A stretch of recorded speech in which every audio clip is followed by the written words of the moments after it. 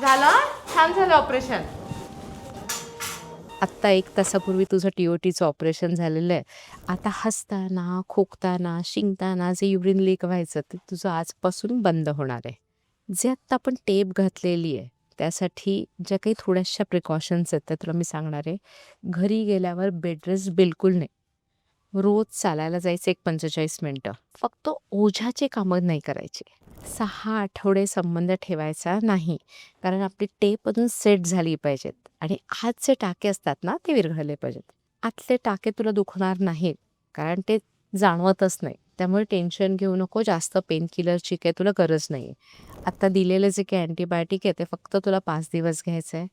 भरपूर पाणी प्यायचं आहे. कॉन्स्टिपेशन होऊ द्यायचं नाही आहे. 2 पॅनवर शक्यतो बसणं टाळायचं आहे. घरात जर कमोड असेल तर बेस्ट.